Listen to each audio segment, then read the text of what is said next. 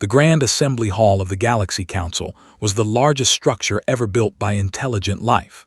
It floated in orbit around Prime, a neutral world chosen centuries ago to host the most powerful organization in the known universe.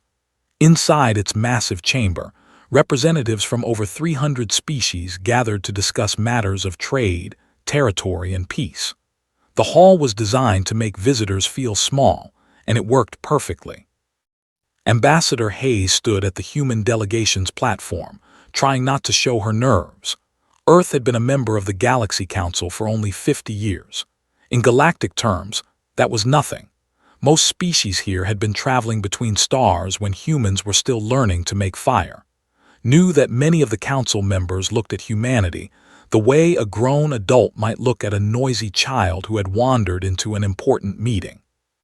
Today's session was supposed to be routine, trade agreements, border disputes between minor worlds, nothing that concerned Earth directly.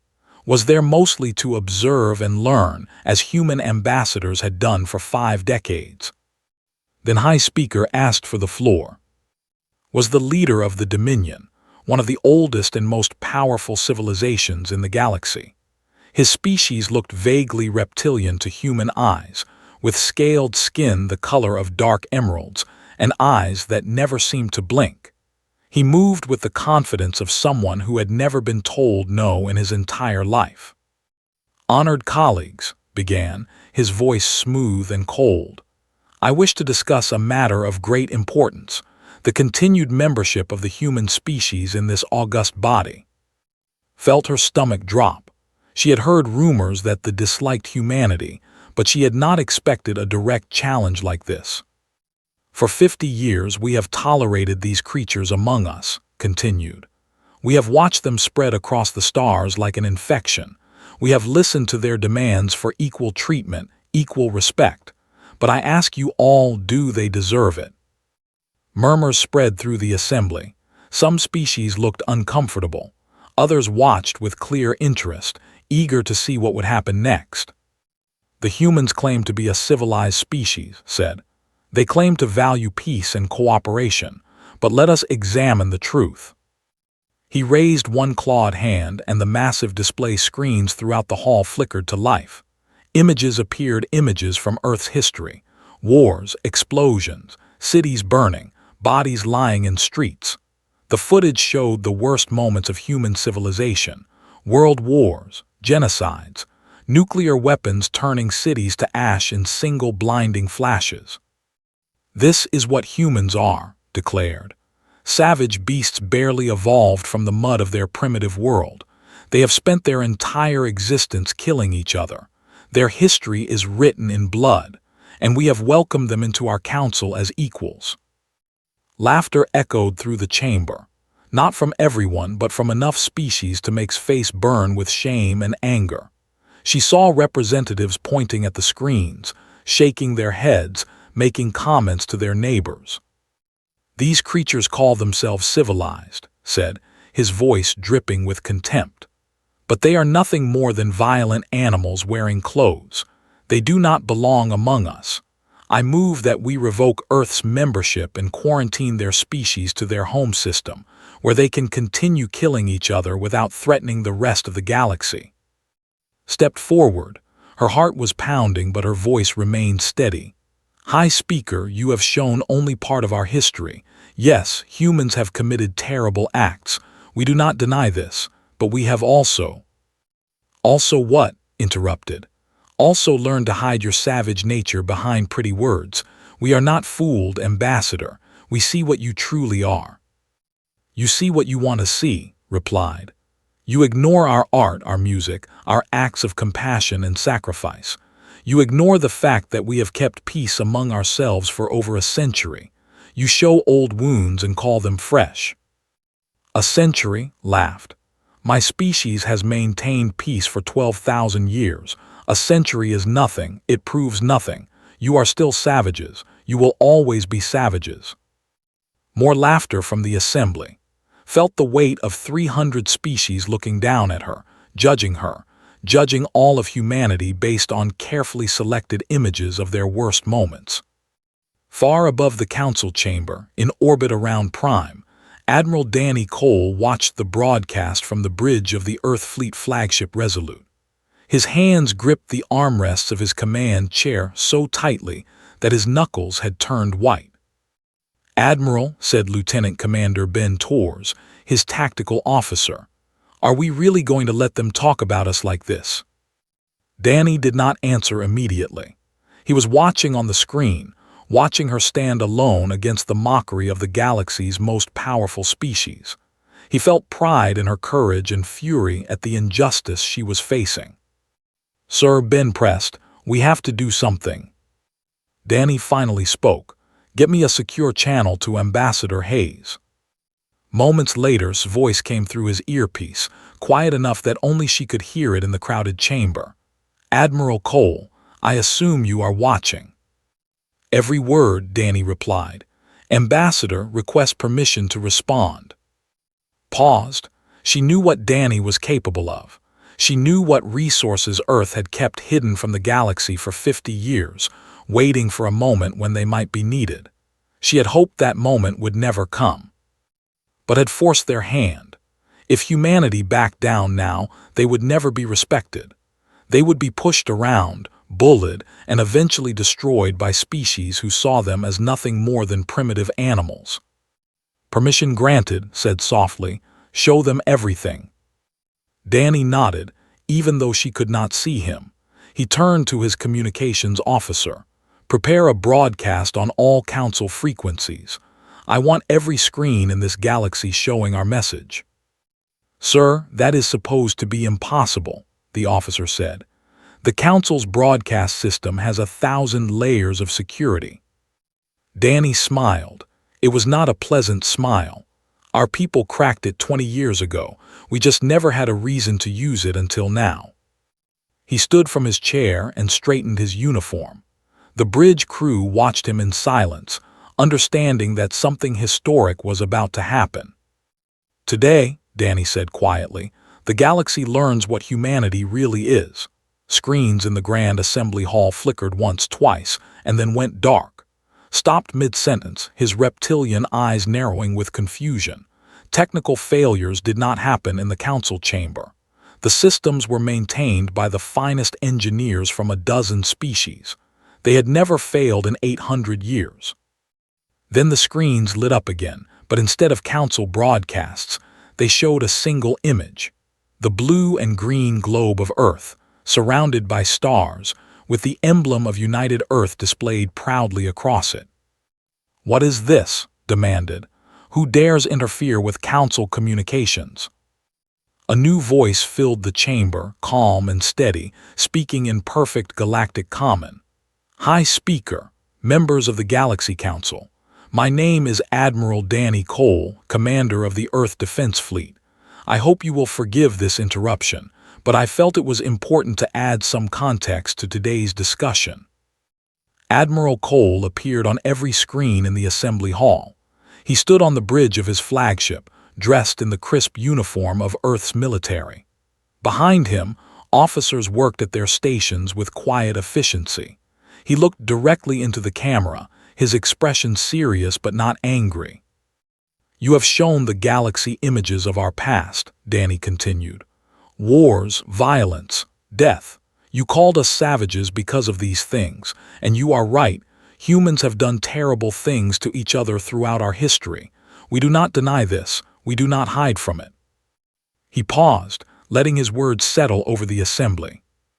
"But there is something you do not understand about us, something you have never understood." Danny's voice grew harder. "We learned from our violence. We studied it. We perfected it. And then we made a choice to aim that violence outward, to protect ourselves from anyone who might threaten our survival." The screens changed again. They now showed images of Earth's military capabilities, massive orbital platforms bristling with weapons, fleets of warships that moved through space with deadly grace, soldiers in powered armor that made them look like giants, weapons systems that most galactic species had never imagined. "This is the Earth Defense Fleet," Danny said. 3,000 warships, 2 million trained soldiers, weapons capable of destroying entire planets. He let those numbers hang in the air. We developed all of this in 50 years. 50 years that you spent laughing at us. 50 years that you spent calling us primitives. Silence had fallen over the assembly hall. No one was laughing now. You asked if we deserve to be here, Danny continued. Let me answer that question. We are here because we earned our place. We clawed our way up from nothing while you sat comfortable in empires that had existed for thousands of years. We built our civilization from scratch while you inherited yours, and we did it faster than any species in galactic history. Finally found his voice. This is a bluff. You cannot possibly have developed such technology in so short a time. Danny smiled slightly. High speaker, humans do not bluff, we warn once. The screens changed again. This time they showed star charts, communication logs, and military deployment records. Admiral Cole began to speak in a tone that was almost casual, like a teacher explaining something simple to a slow student. 6 months ago, the Dominion began moving military forces toward the New Eden system. New Eden is a human colony world, home to 3 million of our people. According to these intercepted communications, you plan to invade New Eden, enslave its population, and use it as an example to show the galaxy that humanity could be conquered. Gasps echoed through the assembly. Representatives turned to look at who had gone very still. These communications show that you plan to blame the attack on pirates, Danny continued. You expected the galaxy to believe that humans were too weak to defend themselves. You expected us to beg the Council for help, and then you would have used that desperation to strip us of our rights and our territory. Lies, shouted. Fabrications created by human spies. Then perhaps you can explain, Danny replied calmly, why your invasion fleet is currently sitting at the edge of the New Eden system, waiting for orders to attack. The screens showed live footage from space. A massive armada floated in the darkness between stars, hundreds of warships arranged in attack formation, aimed directly at the human colony below. This footage is being broadcast live across the galaxy, Danny said. Every species watching can see your fleet, high speaker. Every species can see the proof of your treachery. Said nothing. His scales had turned a sickly pale color. But here is the part you did not expect, Danny continued. The footage shifted, and suddenly the empty space around the fleet was not empty anymore.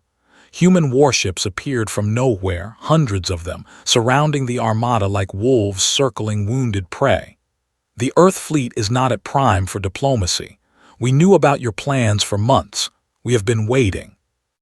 The assembly erupted into chaos. Representatives shouted questions, demanded explanations, called for order. Counselor of the stood at her platform, her large dark eyes fixed on the screens with an expression of wonder and fear. You have two choices, High Speaker, Danny said, his voice cutting through the noise. You can order your fleet to stand down and surrender peacefully, or you can watch them die. His claws scraped against his platform. You would not dare attack a fleet. The Dominion would. The Dominion would do nothing, Danny interrupted, because by the time your reinforcements arrive, there would be nothing left to reinforce. Your fleet is surrounded. Your weapons are outmatched. Your only hope is mercy, and mercy is something we will offer only once. He leaned forward slightly, and his eyes seemed to bore through the screen directly into his soul. You called us savages. You were more right than you knew, but savages can be reasoned with, High Speaker. Savages can show mercy when it benefits them. What you need to understand is this: we are not the mindless beasts you imagined. We are something far more dangerous. We are predators who have learned to think. The screens showed the human fleet moving into attack position. Weapons systems powered up, painting the ships with targeting solutions. The message was clear: surrender or die. The galaxy is watching, Danny said quietly. What happens next is your choice. Ambassador Hayes stood at her platform in the silent assembly hall, watching the screens with everyone else. She felt a strange mix of pride and sadness. Pride in her species, in their strength and determination. Sadness that it had come to this, that humanity had been forced to reveal its true power through threats of violence. But she understood why it was necessary. The galaxy respected only strength. Words meant nothing without the power to back them up. Today, humanity was proving that it had that power. Now the only question was whether it was smart enough to survive the lesson. War Master stood on the bridge of the flagship Eternal Dominion, staring at the human warships that had appeared around his fleet like ghosts rising from the void. His scales had turned the dark gray color of barely controlled rage. For 300 years, he had led forces to victory after victory. He had never known defeat. He had never known fear. Until now. How did they know? Demanded. How did the humans know our plans? His officers had no answer. They were too busy watching the human fleet on their screens, counting the warships, analyzing their weapons. The numbers were not good. The humans had brought 300 ships against this 150. Worse, the human vessels were positioned perfectly. They had the high ground in every tactical sense that mattered in space combat. "Contact the High Speaker," ordered. "We need reinforcements immediately." But when the communication channel opened, saw something that made his blood run cold. The entire Galaxy Council was watching. The broadcast that showed his fleet also showed the assembly hall, where stood frozen at his platform, surrounded by hostile stares from every species in the chamber. "High Speaker," said urgently, "send the reserve fleets. We can still." "There will be no reinforcements," came a human voice. Admiral Danny Cole had taken control of the channel. "The Galaxy Council is watching, War Master. If the Dominion sends more ships, every species in this assembly will know that you planned an unprovoked war against humanity. Your empire will face sanctions, isolation, perhaps worse." His claws dug into the arm of his command chair. "You cannot threaten the Dominion. We have ruled these stars for." "And yet here you are," Danny replied calmly, "surrounded by ships that you did not see coming, facing weapons that you do not understand. Your of rule have made you soft, War Master. You have forgotten what it means to face an enemy who fights to survive." The human admiral paused, and when he spoke again, his voice was almost gentle. "I am offering you a chance to live. Surrender your fleet. Stand down your weapons. No one else needs to die today." Looked at his officers. He saw fear in their eyes, fear of the humans, fear of what would happen if they surrendered, fear of what would happen if they fought. The War Master had spent his entire life teaching his soldiers to despise weakness, to crush anyone who opposed superiority. He could not show weakness now. "Warriors do not surrender," declared. "All ships attack formation, destroy these human animals." The fleet surged forward, weapons firing. Plasma beams and kinetic rounds streaked across the void toward the human ships. It was a fearsome display of firepower, the kind of attack that had broken a dozen species throughout history. The human ships did not move. They did not even try to dodge. At first thought he had won. The human vessels sat motionless as weapons struck their hulls, but then he noticed something strange. There were no explosions, no debris, no damage at all. "Report," snapped. "Why are they not destroyed?" "Their shields," his tactical officer stammered. "War Master, their shields are absorbing everything. Our weapons are having no effect." The human fleet began to move. They did not rush forward in a wild charge. They advanced slowly, methodically, like hunters who knew their prey had nowhere to run. And as they moved, they fired. Human weapons were different from anything they had ever seen. They did not use plasma or kinetic rounds. They used something that officers could not identify, beams of energy that seemed to pass through shields like they were not even there. The first ship lost power in seconds. Its lights went dark. Its weapons went silent. It drifted helplessly in space, disabled but not destroyed. "They are targeting our power systems," the tactical officer reported, his voice rising with panic. They are shutting down our ships without killing the crews. Watched in horror as his fleet was taken apart piece by piece. Human fighters swarmed around cruisers like insects, precision strikes disabling engines and weapons while leaving life support intact. Larger human vessels coordinated their attacks with impossible accuracy, each shot landing exactly where it would cause the most damage without causing death. The battle lasted 11 minutes. When it was over, the entire invasion fleet floated dead in space, 150 warships reduced to helpless metal shells. Not a single vessel had escaped. Not a single human ship had been destroyed. And not a single soldier had died. Captain Price led the boarding parties. Her assault carrier, the Fury of Man, had deployed Marines to capture the flagship while the rest of the human fleet secured the remaining vessels. She walked through the corridors of the Eternal Dominion with her rifle raised, her squad moving in perfect formation behind her. They found War Master on the bridge, standing alone among his defeated officers. His scales had turned almost white, the color of shame. "War Master," said calmly, "by the authority of United Earth, I am placing you under arrest for conspiracy to commit acts of war against human civilians. Your officers will be treated fairly and returned to space after processing. You will face trial." Stared at her. "Why?" he asked, his voice barely a whisper. "Why did you not simply destroy us? You had the power." Lowered her rifle slightly. "Because killing you was never the point. The point was to show the galaxy who we really are." The broadcast continued throughout the battle and its aftermath. Every species in the Galaxy Council watched human medics treating wounded soldiers. They watched human engineers stabilizing life support systems. They watched humanity demonstrate something that most galactic civilizations had forgotten was possible: victory without genocide. Admiral Danny Cole appeared on the screens one final time. Behind him, the captured fleet drifted in formation, surrounded by human warships. "Honored members of the Galaxy Council," Danny said, "you have seen what humanity can do.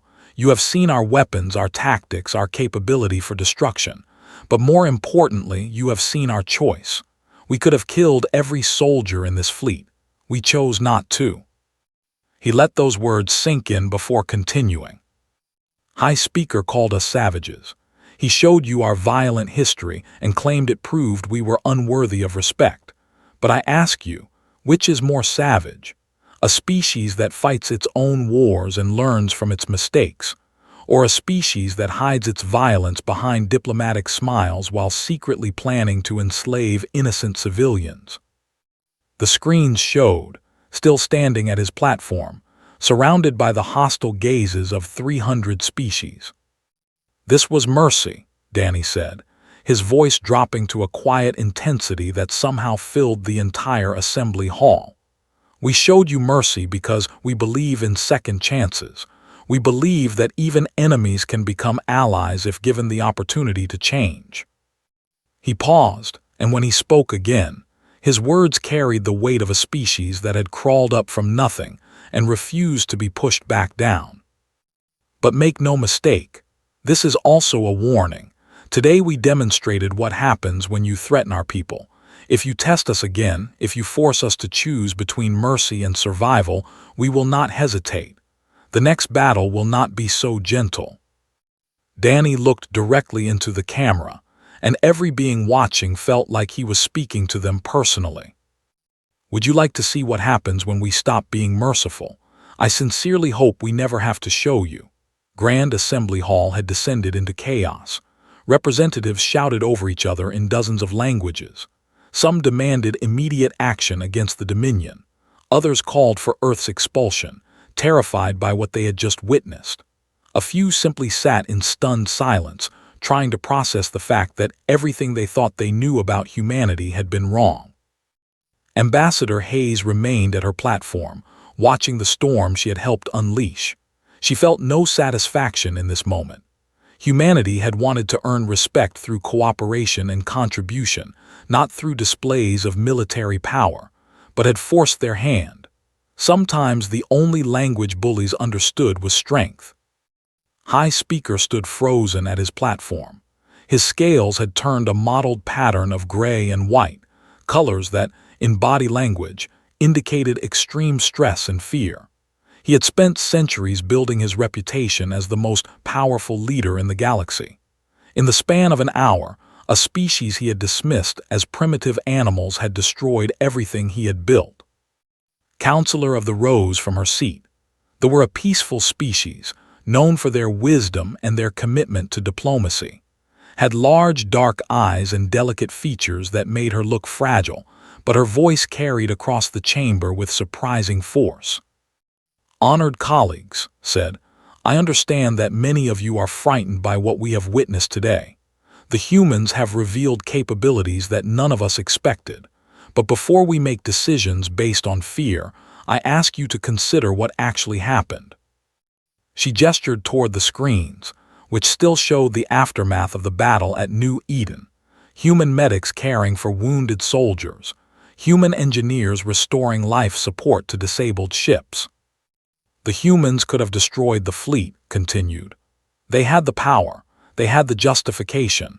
They came to murder their civilians. Instead, humanity showed mercy. They disabled the enemy without killing them. They treated the wounded.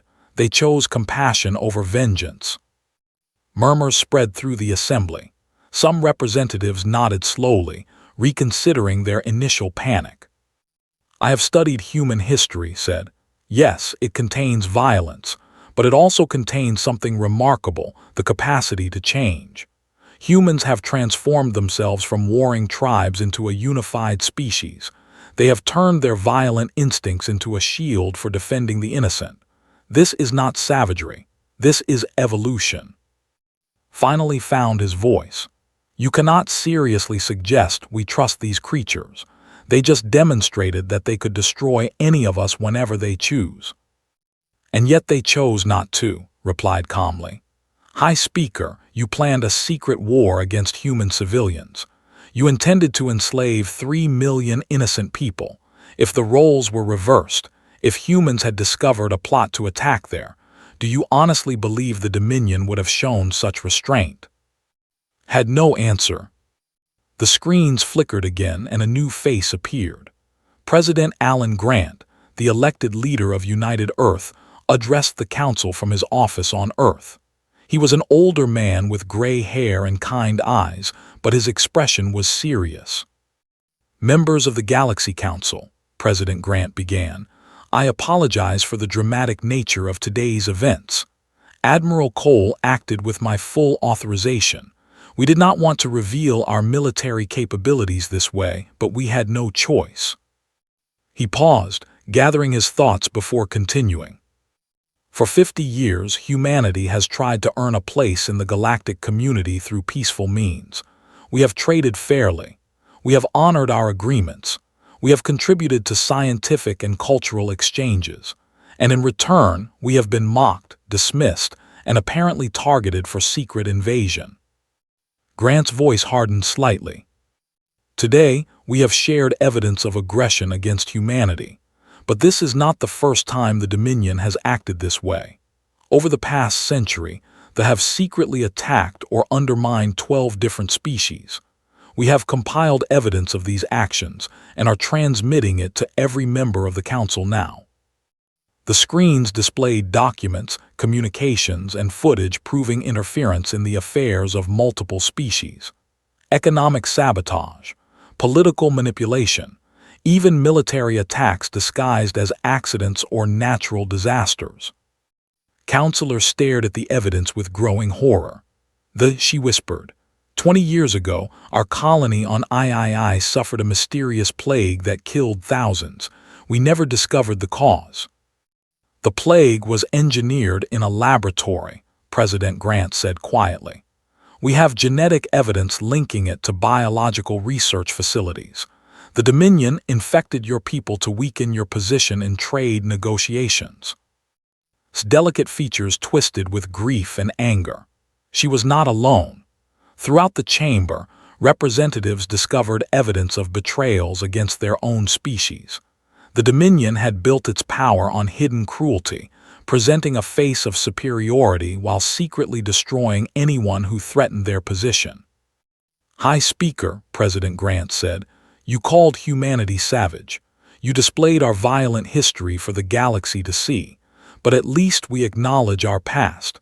We carry it openly as a warning and a reminder. You have spent centuries hiding your crimes behind diplomatic smiles." Began to back away from his platform.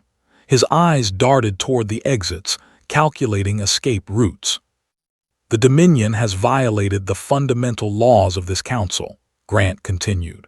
"Secret warfare against member species, biological attacks on civilian populations, conspiracy to commit genocide.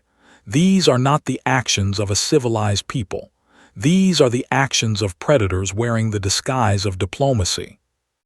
"I move," Counselor declared, her voice cutting through the noise, "that High Speaker be immediately arrested for crimes against sentient species. I further move that the Dominion's membership in this council be suspended pending a full investigation." The vote was not even close. 300 species, united by evidence of treachery, voted overwhelmingly in favor of both motions. Tried to run. He made it 3 steps before he found his path blocked by Earth Marines who had been quietly stationed in the assembly hall since the session began.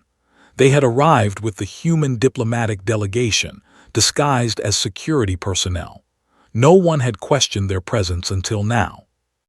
"High Speaker," Ambassador Hayes said, walking slowly toward him. "On behalf of the Galaxy Council, I am placing you under arrest." Stared at her with hatred in his eyes.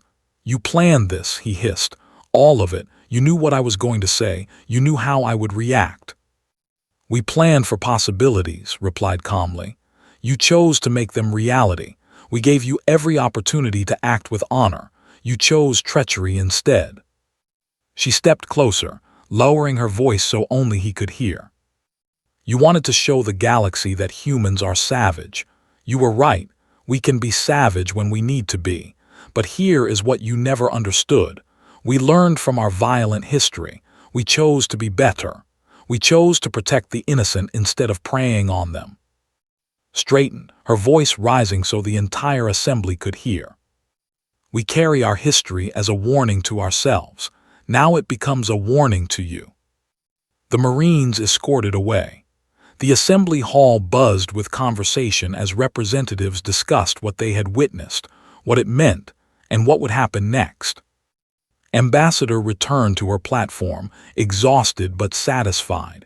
Humanity had proven itself today, not just as warriors but as protectors, not just as survivors but as a species worthy of respect. Her communicator buzzed with an urgent message from the Resolute. She read it, and her blood went cold. "Admiral Cole," she said quietly, "please tell me this is wrong." Danny's voice came through her earpiece, grim and serious. "It is confirmed, Ambassador. That has launched everything they have left. 200 warships are heading directly for Earth. They are not coming to negotiate. They are coming to destroy our in revenge for what happened today." Closed her eyes. The battle was not over. The real test was still to come. "How long?" she asked. 72 hours, Danny replied. "We need to get home. Now." Loyalist fleet emerged from faster-than-light travel at the edge of Earth's solar system. 200 warships, crewed by soldiers who had sworn to avenge their fallen empire or die trying. Their commander, Admiral, had served the Dominion for 2 centuries. He had watched the broadcast of humiliation and the destruction of War Master's fleet. He had seen his civilization brought low by creatures that his people had dismissed as primitive animals. Now he intended to make humanity pay. "All ships," commanded, "advance toward the human. We will burn their cities. We will salt their oceans. We will leave nothing but ash and memory." The fleet surged forward, weapons charged, filled with rage and desperation. They had nothing left to lose. Their leader was imprisoned. Their reputation was destroyed. All they had was vengeance. They made it halfway to Earth before the Guardian array activated. Admiral Danny Cole stood in the command center of Earth's orbital defense platform, watching the fleet approach on massive holographic displays.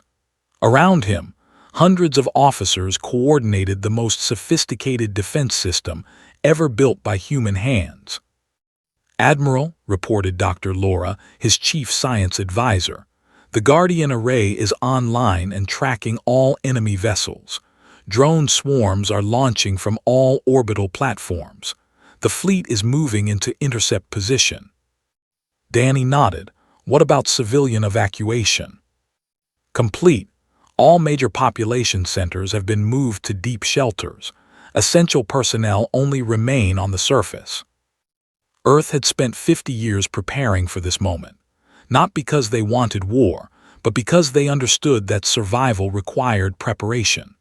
The planet was surrounded by layers of defense, orbital weapons platforms, automated drone carriers, minefields, and at the center of it all, the Guardian Array, a network of satellites capable of projecting force fields and directed energy weapons anywhere in the solar system. They had brought 200 ships. Earth was ready for 2,000. "Broadcast to all frequencies," Danny ordered. "I want the galaxy watching this." Once again, screens across 1,000 worlds lit up with footage from Earth's solar system. The Galaxy Council, still in session following the arrest, watched in real time as the Loyalists advanced toward humanities. Admiral received Danny's broadcast on his bridge. The human admiral appeared calm, almost sad. "Admiral," Danny said, "I am giving you one chance to turn back. Your fleet is outmatched. Your cause is lost. High Speaker has been arrested. The Dominion's crimes have been exposed. There is nothing to gain from this attack except death." Laughed bitterly. "You think I came here to win? I came here to hurt you. Even if we destroy only one city, 1 million humans, it will be worth it. Your species needs to learn that they cannot be humiliated without consequences." Danny's expression did not change. "I understand. I truly do. You feel that your honor has been wounded and that only blood can restore it. But I am asking you, one soldier to another, to think about your crews. They are following you to certain death. Is your pride worth their lives?" For a moment something flickered in his eyes, doubt perhaps, or regret, but then his expression hardened again. "Warriors do not retreat," he said. "We attack, all ships full speed toward Earth. Today we die with honor." The fleet accelerated. Behind them, their faster-than-light engines burned out. They had pushed them too hard in their desperate rush to reach Earth. There would be no retreat even if they wanted one. Danny sighed quietly. "So be it. All units engage." The battle for Earth began. Human drone swarms met the fleet first. Thousands of small automated craft swarmed around the enemy vessels like angry insects, their weapons too small to destroy warships but perfect for overloading shields and distracting point defense systems. Then came the fleet. The Resolute led 300 warships in a coordinated assault that hit them from every direction at once. Captain Price commanded the fighter wings, her pilots dancing between enemy ships with precision that seemed almost supernatural. General coordinated marine boarding parties, ready to capture any vessel that could be taken intact. They fought hard. They fought with the fury of the desperate and the condemned. Their weapons scored hits on human vessels, damaging shields, crippling engines. Several human ships were destroyed, the first combat losses Earth had ever suffered against an alien enemy. But it was not enough. The human defense grid was too strong, their tactics too advanced, their coordination too perfect. The fleet was torn apart piece by piece, ship by ship, until only Admiral's flagship remained. The Guardian Array fired one final time. A beam of focused energy struck the flagship's engines, leaving it drifting helplessly in the void. The battle was over. Not a single enemy vessel had reached Earth's orbit. The galaxy waited to see what would happen next. Many expected humanity to destroy them in retaliation. It would be justified. They had tried to murder billions of human civilians. An eye for an eye was the oldest law in the universe. President Alan Grant appeared on the global broadcast. He stood in front of a window that showed the Earth below, blue oceans, green continents, white clouds, the most beautiful planet in the galaxy, untouched by enemy fire. People of the galaxy, Grant began, today humanity defended itself against an unprovoked attack. We have captured or destroyed every ship in the Loyalist fleet. Ours is safe. Our people are safe. He paused, and when he continued, his voice was gentle. Many of you expect us to retaliate, to strike at thee as they struck at ours, to repay murder with murder, destruction with destruction. That is what any reasonable species would do. Grant shook his head slowly. We will not. The people are not our enemies. Their leaders betrayed them, led them into a war based on lies and pride. Millions of innocent civilians had no part in the decision to attack Earth. We will not punish them for the crimes of their rulers. Across the galaxy, beings of hundreds of species stared at their screens in disbelief. Instead, Grant continued, Earth will send humanitarian aid to the food, medicine, engineers to help rebuild what their foolish war has cost them. We will show them the same mercy we showed their soldiers at New Eden. He looked directly into the camera, and his next words would be remembered for generations. This is who we are, not the violence in our past, but the choice we make today. We could destroy. We choose to heal. We could take revenge. We choose to build. We could be the monsters you feared. We choose to be the allies you need. Admiral Danny Cole's voice joined the broadcast, narrating footage of Earth, not weapons but people. Children laughing in playgrounds, families sharing meals, artists painting murals on city walls, scientists reaching toward the stars. You called us savage, Danny said. You were right. We carry the capacity for terrible violence in our blood. Our ancestors survived by being the most dangerous predators on our world. But we also carry something you never understood, the choice to be gentle. We learned that true strength is not destroying your enemies. True strength is making them your friends. The broadcast ended with a simple image: the Earth floating in the darkness of space, surrounded by the debris of a battle that humanity had won. Beautiful, fragile, worth protecting. 1 week later, the Galaxy Council voted unanimously to grant Earth Permanent Security Council status. Counselor personally sponsored the resolution, calling humanity the conscience that the galaxy had forgotten it needed. The Dominion was dissolved. In its place, a new republic emerged, built on principles of transparency and cooperation. It would take generations to undo the damage of rule, but with Earth's help, they had a chance. Ambassador Hayes returned home to a hero's welcome. When reporters asked her how she felt about humanity's new position in the galaxy, she smiled and said, "We did not want to be feared, but if fear keeps our children safe, we will carry that burden. What matters is that we never let fear change who we are." Admiral Danny Cole retired from active service. His last official act was to oversee the construction of a memorial for the human soldiers who had died defending Earth. The inscription read simply, "They gave everything so that we could choose to be kind." And across the galaxy, a new story spread, not of human violence, but of human mercy. Not of savage beasts, but of predators who had learned to love. Species who had once feared humanity began to see them differently. Perhaps, they thought, these strange creatures from the small blue world were exactly what the galaxy needed. A species savage enough to win any war, and wise enough to choose peace.